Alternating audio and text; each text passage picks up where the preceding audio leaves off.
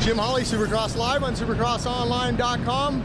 Here at the podium, brought to you by AMSOIL. Well, James Stewart, you let one get away, man. I thought you had this one. You worked early. You saw Millsaps go up there and get that $1,500 from Nuclear Cowboys for the whole shot, but you passed him early, and it looked like you were gone. What happened in that little left-hander? You know, I almost stalled it there earlier twice today, and, you know, just stalled it. I came in there. I don't know if I hit the brakes. I don't know what happened, but I stalled it, and it's definitely a bummer because, you know, races like that, they're fun to be in. You know, I was on it from lap 1. I was able to get by Davey. Davey squeaked the whole shot, and he made a mistake after the whoops over that tail top, and I was able to get by him. But I'm not going to say I let one get away, but I would have definitely made it hard for him. I think it would have been a three-way battle between both Ryans and myself. Felt good, you know, pulling away, and like that happened, and just had to regroup and come back.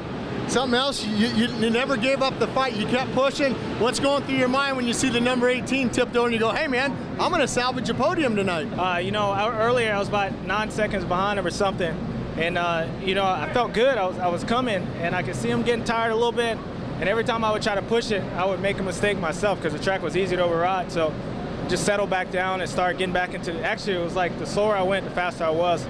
I changed up my line out to the finish line, both corners. I think that was a little bit slower by going outside, but it was safe, consistent every lap.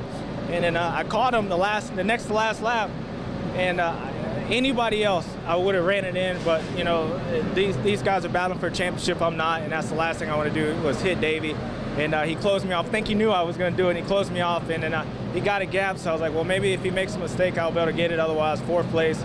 I have to take what it is. I don't want to knock these guys down. And he fell over, and I was able to get it. So definitely, you know, once I got back up, you know, I'm like pissed off. Then I realized, you know, I'm racing.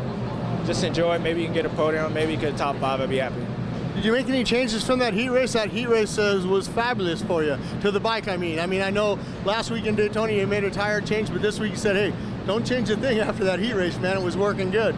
Yeah, I think we, you know, did like 2 clicker changes all day, and 1 was for the main event. And the bike was better in the main event. That's why I think I was actually riding better in the main event than I did the heat race, so that's good.